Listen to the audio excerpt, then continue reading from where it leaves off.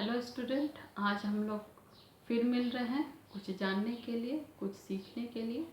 पिछले वीडियो में हम लोगों ने बहुत कुछ देखा है और जब हम लोग पिछले वीडियो में सुन रहे थे तो हम लोग सीखने के कारक फैक्टर्स ऑफ लर्निंग के बारे में जान रहे थे। पिछले वीडियो में फैक्टर्स ऑफ लर्निंग के एक ही कंपोनेंट पे हम लोग डिस्कस किए थे, वो था फैक्टर्स रिलेटेड टू स्टूडेंट।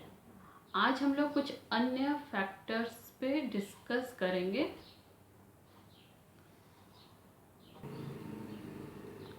हम लोग पिछले बार देख रहे थे फैक्टर्स रिलेटेड टू स्टूडेंट। आज हम लोग देखेंगे पहला फैक्टर्स रिलेटेड टू टीचर, तत्व जो कि शिक्षक से संबंधित है। दूसरा है factors related to subject matter, विषय वस्तु से संबंधित कारक। तो हम लोग सबसे पहले फैक्टर्स रिलेटेड टू टीचर के कुछ पॉइंट्स को हम लोग देखेंगे। सबसे पहला है नॉलेज ऑफ सब्जेक्ट, विषय से संबंधित ज्ञान। दूसरा है विल टू टीच, सिखाने की इच्छा। तीसरा है communication ability of the teacher, शिक्षक की संचार क्षमता। और चौथा है टीचिंग मेथड, शिक्षण विधि। स्टूडेंट्स, अभी हम लोग देखेंगे अध्यापक से संबंधित कारक फैक्टर्स रिलेटेड टू टीचर। पहला बिंदु विषय का ज्ञान, नॉलेज ऑफ द सब्जेक्ट।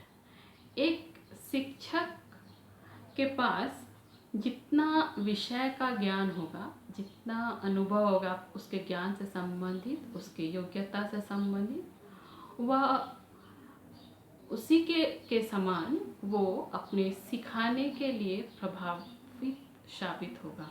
सिखाने के लिए प्रभावित साबित होगा का मतलब है कि वो किस प्रकार से सिखाने के लिए प्रभावशील साबित होता है।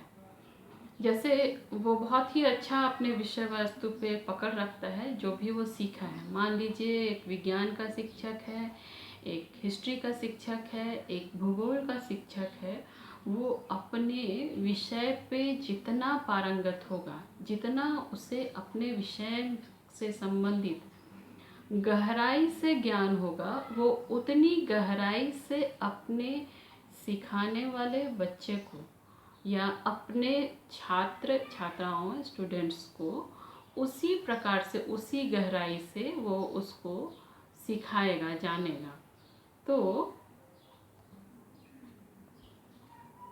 तो अगर वो हिस्ट्री का बहुत अच्छा जानकार शिक्षक है तो वो बहुत ही आत्मविश्वास के साथ अपने विषय को छात्रों के सामने रखेगा।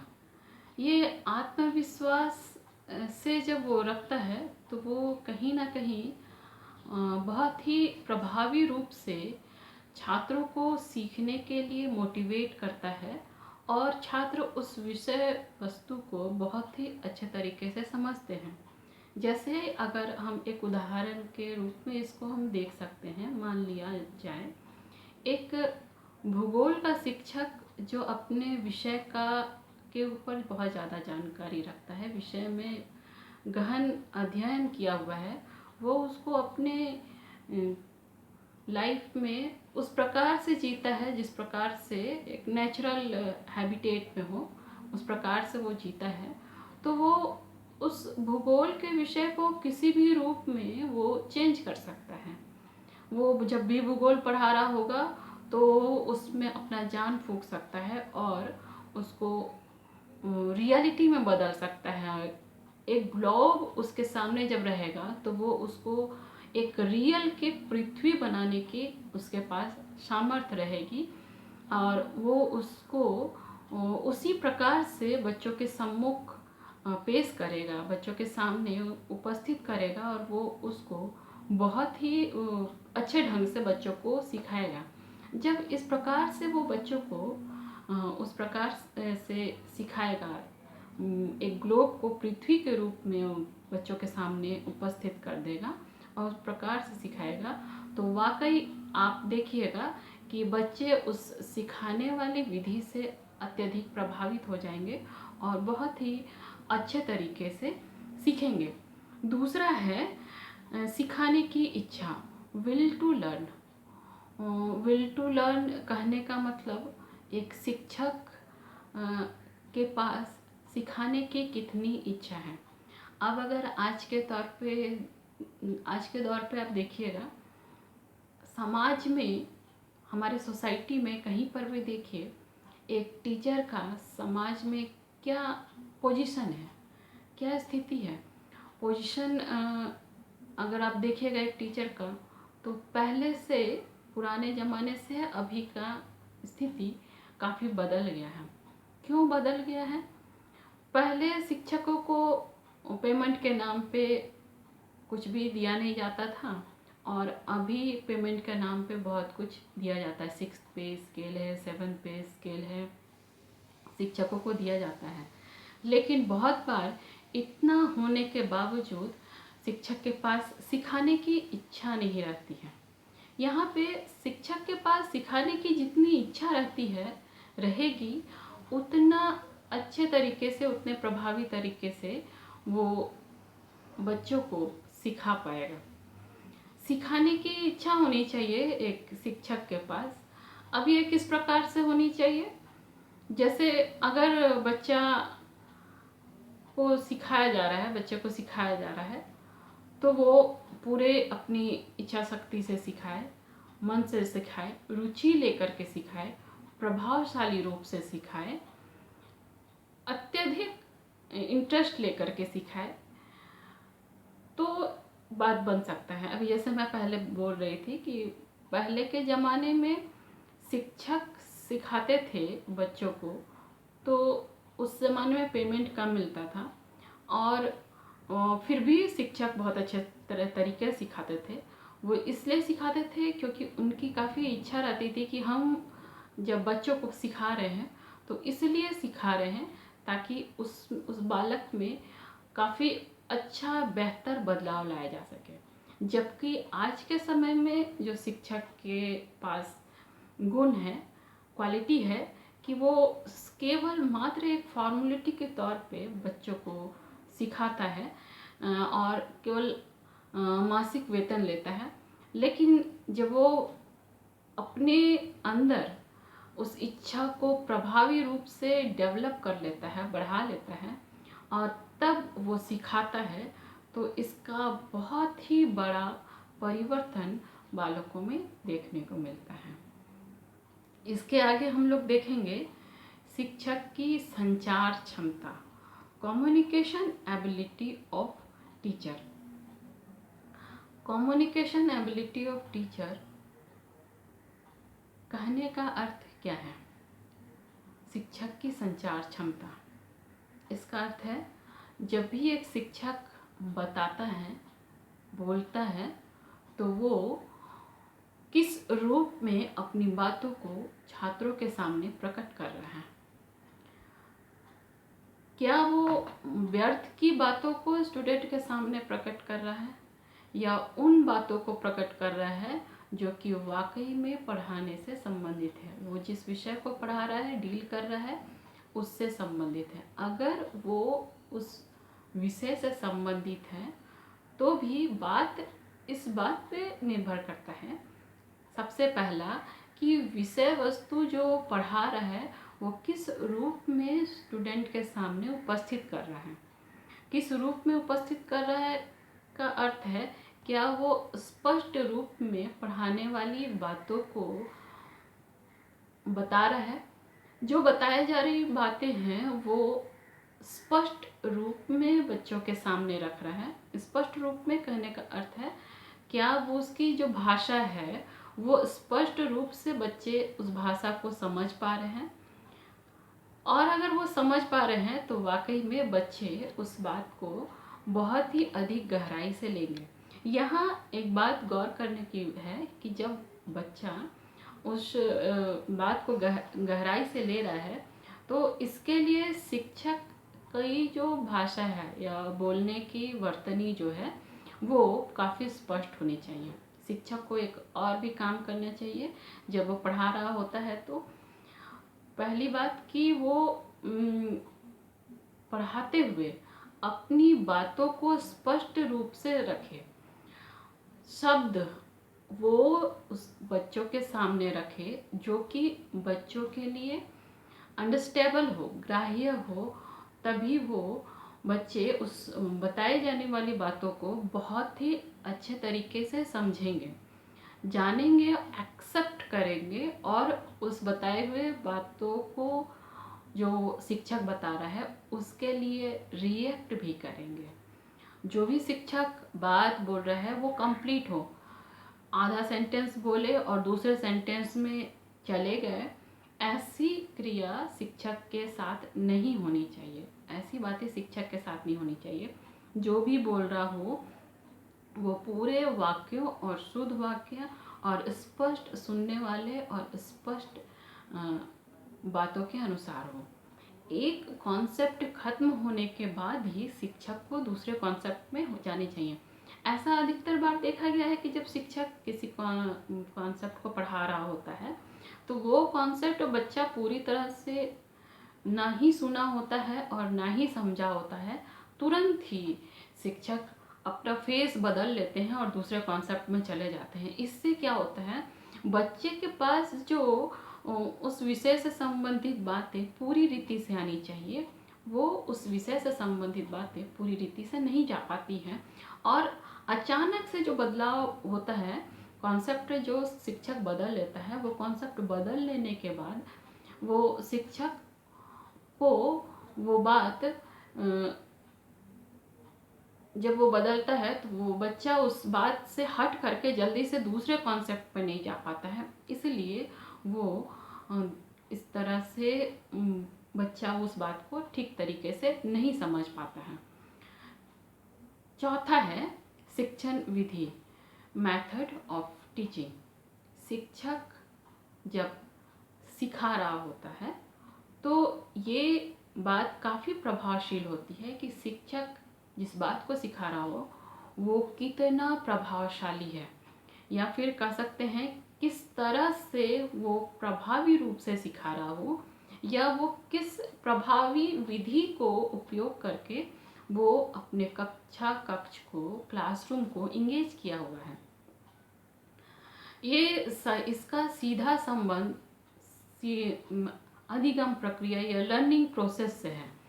अगर बालक किसी एक विधि से नहीं सीख पाता है तो शिक्षक को चाहिए कि वो दूसरा विधि को बदल करके उसको सिखाने की कोशिश करे। एक शिक्षक अपने सिखाने वाले विषय को, एक विज्ञान का शिक्षक है, एक हिस्ट्री का शिक्षक है, एक भूगोल का शिक्षक है, और हर क्लास में कभी कभार ऐसा देखा गया है कि एक ही प्रोसेस को, एक ही पैटर्न के सीखने वाले विषय को हर क्लास में अलग अलग तरीके से सिखाया गया है, या फिर इसको इस तरह से कह सकते हैं कि एक ही विषय को अलग अलग क्लास में अलग अलग पैटर्न से इसको विस्तारित किया गया है। ये अलग अलग पैटर्न कहने का मतलब है कि हम लोग देखते हैं कि 6th क्लास में विज्ञान में अगर पौधे के बारे में दिखाया गया है, बताया गया है कि पौधे के इतने पार्ट है, भोजन किस तरह से वो लेता है, तो 7th क्लास में फोटोसिंथेसिस के बारे में बताया गया है, और 8th क्लास में लीफ एंड स्टीम्स के बारे में बताया गया है। ऐसे करके प्लांट के अलग अलग सब्जेक्ट मैटर को अलग अलग तरीके से बताया जा रहा है।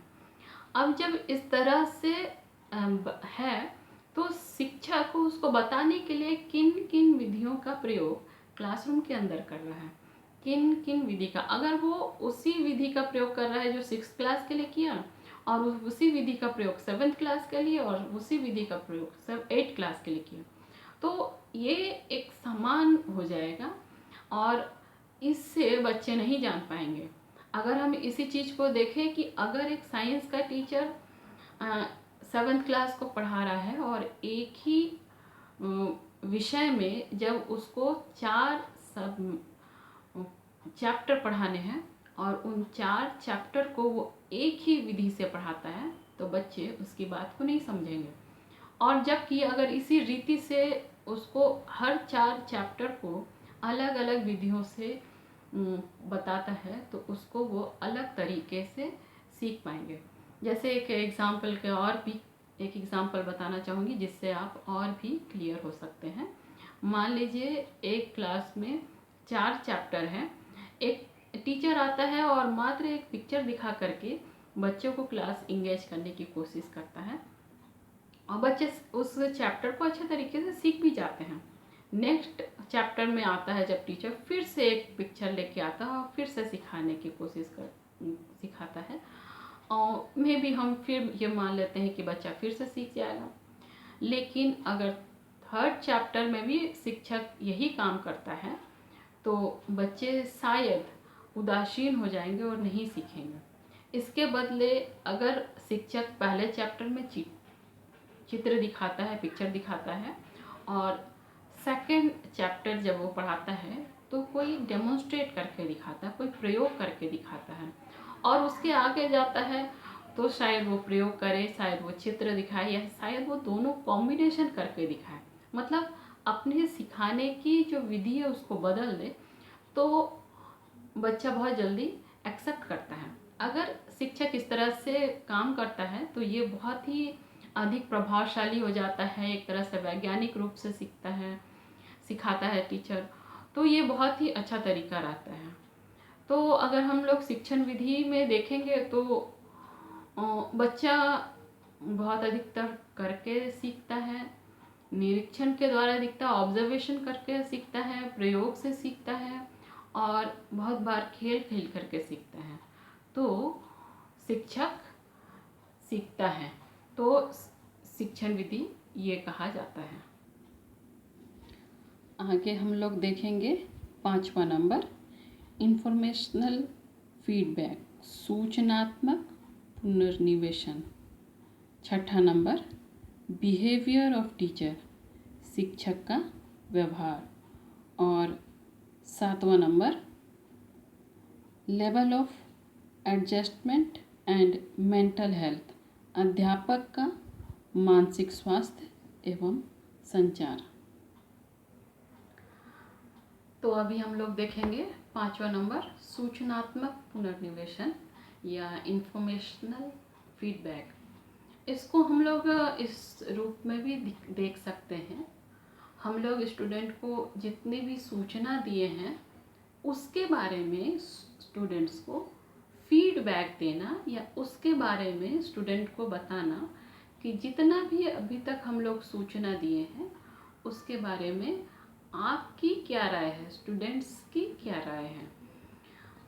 इसको अगर हम लोग इस तरह से देख सकते हैं या जानेंगे कि शिक्षक का काम होता है सिखाना या पढ़ाना और स्टूडेंट्स का काम होता है सीखना, जानना। और अगर शिक्षक जो स्टूडेंट सीख रहा है, जान रहा है, जितने भी प्रयास कर रहा है सीखने से संबंधित बातों के लिए, जब शिक्षक उन प्रयासों के बारे में बताता है तो उसको कहते हैं इंफॉर्मेशनल फीडबैक। या फिर हम लोग कह सकते हैं कि जब शिक्षक उसके पढ़ाई से संबंधित बातों को कि वो किस पोजीशन में है अपने पढ़ाई से संबंधित बातों में, जब ये शिक्षक बताता है तो कहते हैं इंफॉर्मेशनल फीडबैक। या फिर इसको कह सकते हैं छात्रों के लिए परिणाम का ज्ञान। परिणाम का ज्ञान इसको कहते हैं।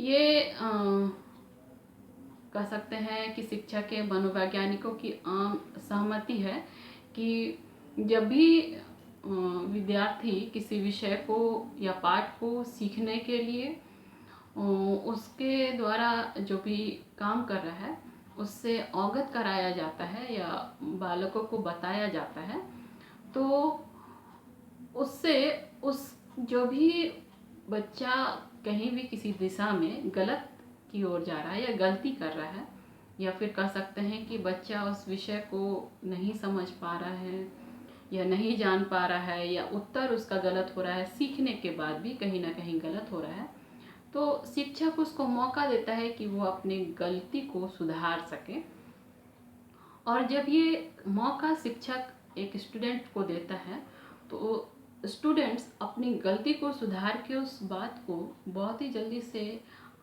आराम से सही बातों की ओर चले जाता है।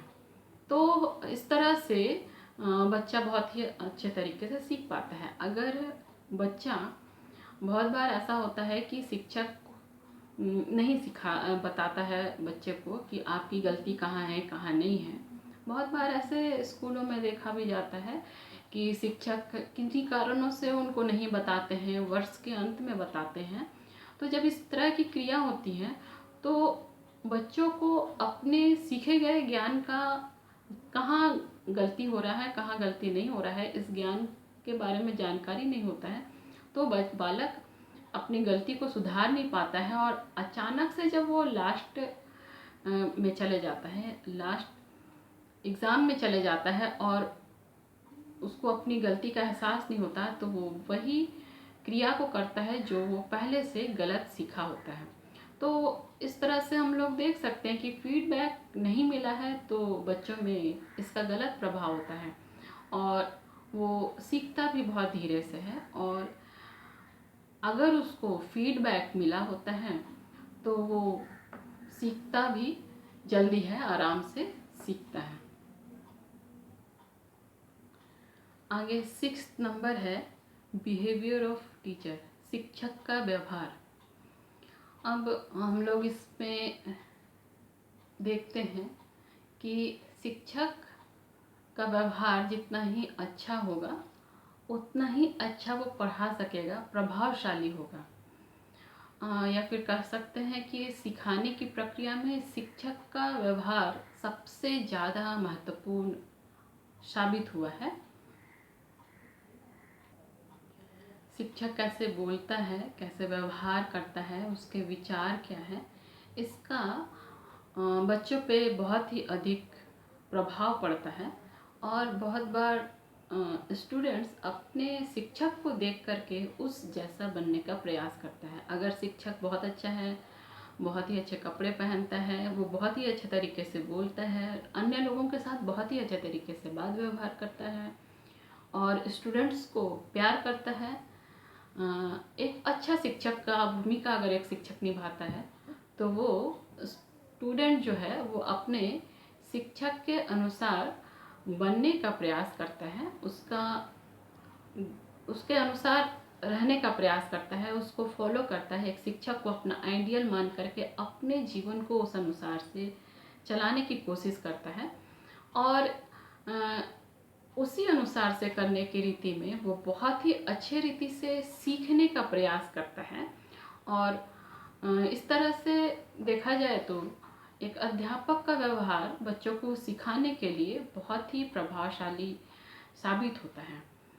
शिक्षक जितना अच्छा होगा, बच्चों से जितना अच्छा व्यवहार करेगा, दूसरों से जैसा व्यवहार करेगा, उसके बोलने और करने में बच्चा अगर अंतर नहीं देखेगा तो एक प्रकार से देखा जाए तो बच्चा उसको अपना आइडियल मान करके उस अनुसार से चलेगा। एक तरह से कह सकते हैं कि बच्चे अपने शिक्षक को अपना पथ प्रदर्शक मानेंगे और एक माली के समान और एक कलाकार के समान शिक्षक उस बच्चे को बनाने के लिए सक्षम होंगे। और अब आगे है 7th number, level of adjustment and mental health, अध्यापक की मानसिक स्वास्थ्य एवं संचार, या फिर कह सकते हैं समायोजन। एक शिक्षक का मानसिक स्वास्थ्य बहुत ही बड़ा बलशाली होता है स्टूडेंट्स को बताने के लिए, सिखाने के लिए। जिस प्रकार से शिक्षक उसको बताएगा वो उसी प्रकार से स्टूडेंट उसको समझेगा। लेकिन यहाँ बात शिक्षक की मानसिक स्वास्थ्य और क्लास में किस तरह से संतुलन रखता है इस बात पे निर्भर करता है। शिक्षक का मानसिक स्वास्थ्य और उसका संतुलन कहने का मतलब है कि वो हर परिस्थिति में एडजस्ट करने वाला हो। शिक्षक चाहे किसी भी स्थिति में हो, या कह सकते हैं शिक्षक अगर मानसिक अवसाद से ग्रसित है, आज उसकी मानसिक स्थिति अच्छी नहीं है, फिर भी वो बच्चों के साथ अच्छा व्यवहार उस शिक्षक को करना चाहिए। अगर उसकी मानसिक स्थिति अच्छी नहीं है और उसी प्रकार से चिड़चिड़ा है अगर शिक्षक, और उसी प्रकार से अपने चिड़चिड़ाहट को बच्चों के सामने उपस्थित करता है, रखता है, तो इसका बच्चों के सामने गलत प्रभाव पड़ता है और बच्चे उससे नाखुश हो जाते हैं, उदासीन हो जाते हैं, और बच्चे उस प्रभावी रूप से नहीं सीख पाते हैं जिस प्रभावी रूप से शिक्षक मेहनत कर रहा होता है। इसलिए बच्चों को सिखाने के लिए एक शिक्षक का समायोजित होना और एक शिक्षक का मानसिक संतुलन अच्छा होना, मानसिक स्वास्थ्य अच्छा होना बहुत ही ज़्यादा प्रभावशाली सिद्ध होता है। अब हम लोग दूसरा देखेंगे, विषय वस्तु से संबंधित कारक, factor related to subject matter. उसमें पहला है nature of materials to be learn, सीखे जाने वाले विषय का स्वरूप। दूसरा है एग्जाम्पल्स रिलेटेड टू लाइफ, जीवन से संबंधित उदाहरण। और तीसरा है पाठ्यक्रम की संरचना, करिकुलम कंस्ट्रक्शन।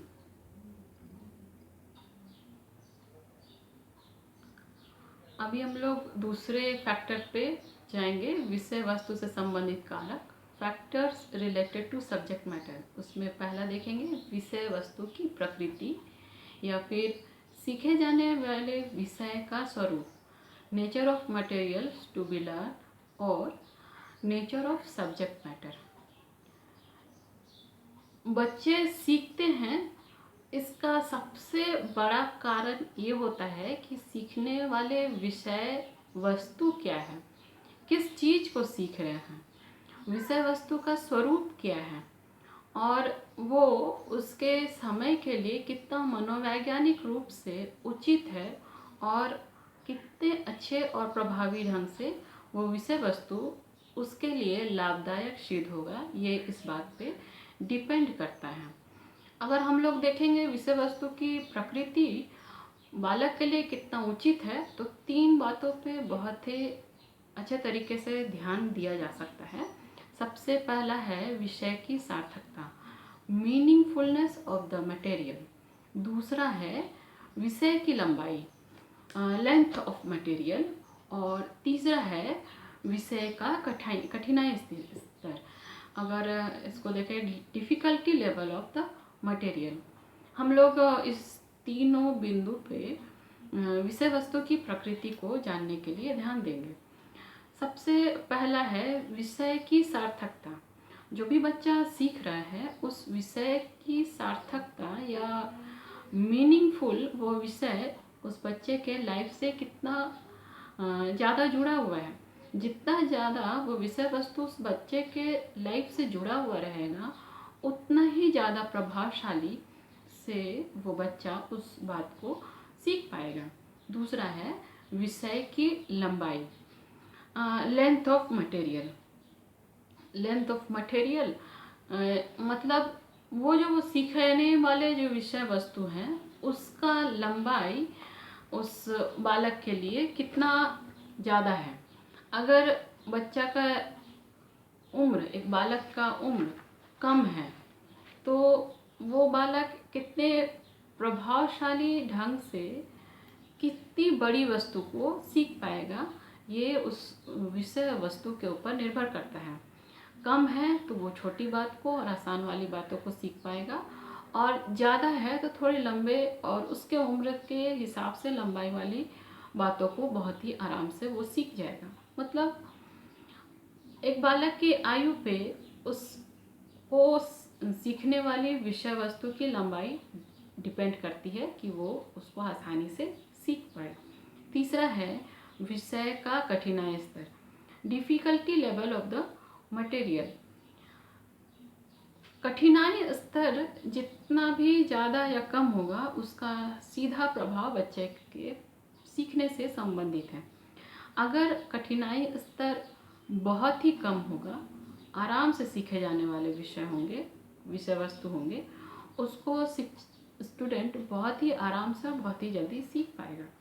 और जितनी कठिनाई स्तर धीरे धीरे धीरे धीरे बढ़ते जाएगी, उतनी कठिनाई बच्चे को उसको सीखने और याद करने और समझने में लगेगी। तो जिस तरह से वो कठिनाई स्तर बढ़ता जाएगा, होना ये चाहिए कि बच्चे की भी समझ शक्ति उस अनुसार से बड़ी डेप्थ समझने वाली हो, तभी वो बालक उस विषय वस्तु को सीख पाएगा। तो विषय वस्तु की यहाँ सीखने में बहुत ही ज़्यादा प्रभावशाली भूमिका रहती है। विषय की सार्थकता होनी चाहिए विषय वस्तु में, उसकी लंबाई भी ठीक ठाक होनी चाहिए और उसका कठिनाई स्तर भी बच्चे के आयु के अनुसार से होनी चाहिए। दूसरा है जीवन से संबंधित उदाहरण, एग्जाम्पल्स रिलेटेड टू टीचर। विषय वस्तु अगर किसी पाठ्य पुस्तक में, किसी बुक में अगर विषय वस्तु जो रखी गई है बच्चों के पढ़ने से संबंधित, वो अगर उस बच्चे के जीवन से संबंधित हो तो वो उससे बहुत ही भली प्रकार से समझ पाता है। जैसे कि एक एग्जाम्पल देंगे, अगर हम लोग किसी खास एरिया में रहते हैं और उस खास एरिया में एक खास प्रकार के पेड़ उगते हैं, जैसे किसी खास एरिया में, जैसे हम लोग जानते हैं साउथ इंडिया में नारियल के पेड़ उगते हैं, नॉर्थ इंडिया में अधिकतर कटहल के पेड़ उगते हैं, आम के पेड़ उगते हैं। और इस पेड़ों के बारे में बच्चा बहुत ही आराम से जानता है कि वो पेड़ किस प्रकार का दिखता है, उसकी प्रकृति क्या है, उसके फल किस प्रकार के लगते हैं, दिखने में कैसे होते हैं। वो विषय, वो चीज़, वो विषय जो है कटहल के पेड़ के बारे में, या जब भी किताबों में चित्रांकन हो, पिक्चर्स हो, वो उस पेड़ से संबंधित उस एरिया के बच्चों को दिखाया जाए तो वो उसके लिए, उस बच्चे के लिए बहुत ही अच्छे तरीके से एक्सेप्टेबल होंगे और वो बच्चा वो बहुत ही आसानी से वो जान पाएगा। अगर हम लोग इंडिया में देखें तो हमारे यहाँ चाइना रोज़ हर घर में मिलते हैं। चाइना रोज़ कहने का अर्थ है अड़हुल का फूल। अड़हुल का फूल हर घर में मिलते हैं क्योंकि वो हमारे भगवान को अर्पित किए जाते हैं। और हर घर का बच्चा, हर बच्चा उस चाइना रोज़ के फ्लावर से बहुत ही ज़्यादा फ्रेंडली होता है। यही कारण है कि वो जब भी फूल के बारे में विज्ञान के विषय में पढ़ाया जाता है, बताया जाता है, तो वो एक आइडियल फूल के रूप में हर किताब में वो मिलता है पूरे ऑल ओवर इंडिया में। इससे फ़ायदा बच्चे को इसलिए होता है कि वो उस फूल के बारे में बहुत ही अच्छे तरीके से जानकार होता है और उस फूल के जरिए वो अन्य फूलों के बारे में भी आराम से जान पाता है। तो ये विषय वस्तु बहुत ही अधिक रूप से, गहराई से जीवन से संबंधित होता है।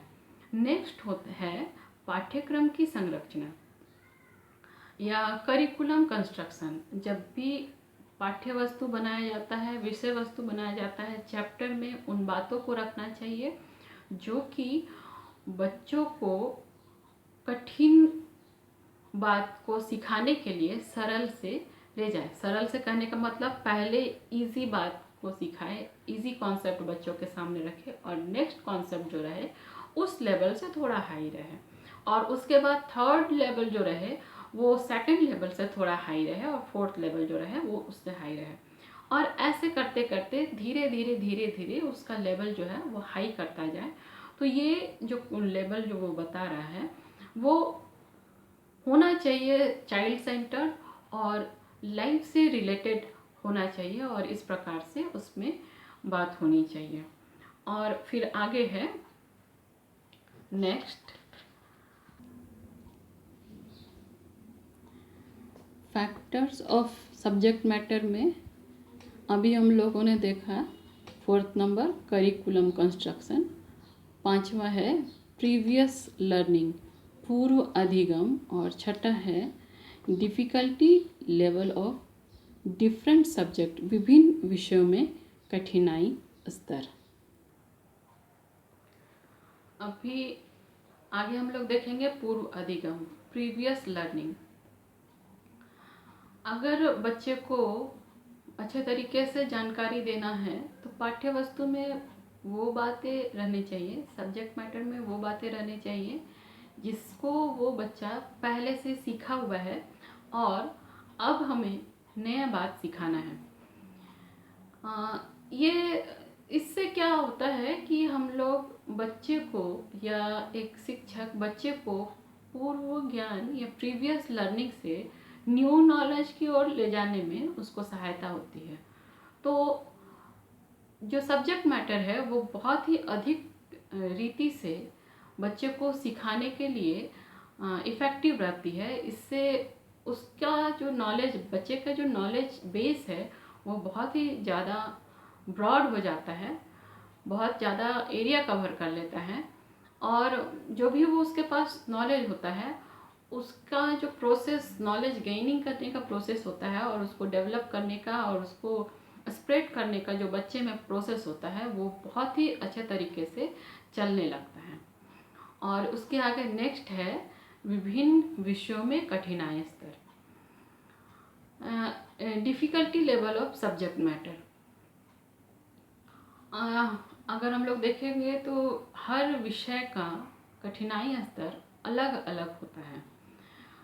बच्चा किसी विषय को बहुत ही आसानी से सीख लेता है और बहुत बार ऐसा होता है कि बहुत सारे बातों को या बहुत सारे विषयों को ठीक ढंग से नहीं सीख पाता है और उसमें पिछड़ा रह जाता है। जैसे अगर देखा जाए नॉर्मली तो आर्ट्स रिलेटेड विषय को, जैसे कि सामाजिक विज्ञान है, ललित कला है, साहित्य है, ये सारे विषयों को बच्चा आराम से सीख लेता है क्योंकि ये आर्ट्स रिलेटेड है। और जहाँ यांत्रिकी सब विषय या फिर कहें मैकेनिकल सब्जेक्ट आ जाते हैं, गणित है, विज्ञान है, ये सारे विषय जब बच्चे के सामने आते हैं तो वो उसको सीखने के लिए थोड़ा सा मुश्किल उसके सामने हो जाता है और वो उसको सीखने में थोड़ा देर लगाता है।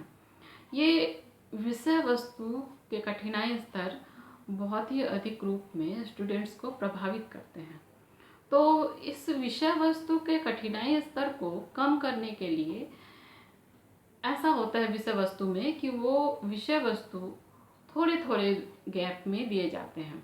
अगर जितना कठिनाई स्तर है उसके अनुसार से वो कॉन्सेप्ट, एक एक कॉन्सेप्ट छोटे छोटे रूप में दिए जाएंगे और इसके द्वारा जो छोटे छोटे कॉन्सेप्ट, एक कॉन्सेप्ट याद करने के बाद बच्चा दूसरे कॉन्सेप्ट को याद करने में उसके लिए आसानी होता है। तो हैवी कॉन्सेप्ट पढ़ने के लिए बच्चे के लिए अलग तरीके के विषय वस्तु बनाए जाने चाहिए और नॉर्मल और आसानी से पढ़े जाने वाले विषय वस्तु बच्चे के लिए आसानी से बताए जाने चाहिए। तो आज और अभी का ये वीडियो इतने पॉइंट्स में ख़त्म होता है। Thank you.